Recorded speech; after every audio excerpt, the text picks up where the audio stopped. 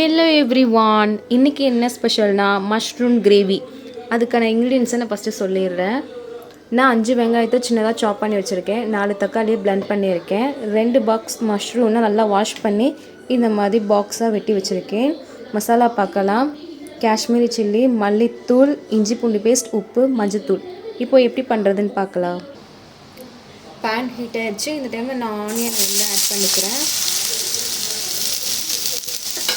இதை நல்லா ஃப்ரை பண்ணி எடுத்துக்கணும். ஆனியன் நல்லா ஃப்ரை ஆகிடுச்சு. இந்த டைமில் நான் டொமேட்டோ ஜூஸை வந்து ஆட் பண்ணிக்கிறேன்.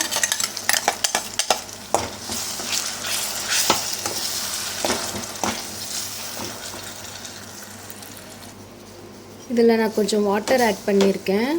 இதை நல்லா கொதிக்க விடலாம்.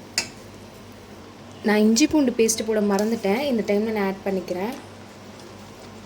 இதையும் நல்லா மிக்ஸ் பண்ணிக்கலாம். இந்த டைமில் மசாலா எல்லாத்தையும் நான் ஆட் பண்ணிக்கிறேன்.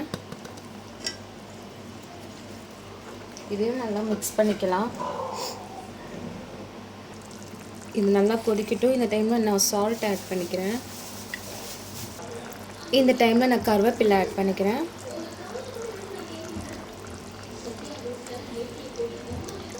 இந்த டைமில் நான் மஷ்ரூம் எல்லாத்தையும் ஆட் பண்ணிக்கிறேன்.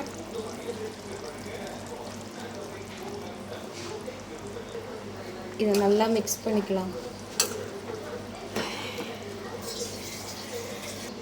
இதை கொஞ்சம் நேரம் மூடி போட்டு வேக வச்சிடலாம். ஃபைனலாக லாஸ்ட்டாக வந்து கொத்தமல்லியை மட்டும் இதில் ஆட் பண்ணிக்கலாம். ஃபைனலி மஷ்ரூம் கிரேவி ரெடி ஆயிடுச்சு. செம்மையாக இருக்குது. நீங்களும் வீட்டில் ட்ரை பண்ணுங்கள். சூப்பராக இருக்குது. சப்பாத்தி, பூரி, நம்ம ரைஸில் கூட மிக்ஸ் பண்ணி சாப்பிட்லாம். இந்த வீடியோ பிடிச்சிருந்தா லைக் பண்ணுங்கள், ஷேர் பண்ணுங்கள், மறக்காமல் என்னோடய சேனலை சப்ஸ்கிரைப் பண்ணுங்கள். பக்கத்தில் இருக்கிற பெல்லை கிளிக் பண்ணுங்கள். நான் போகிற எல்லா வீடியோவும் வரும். பாய்.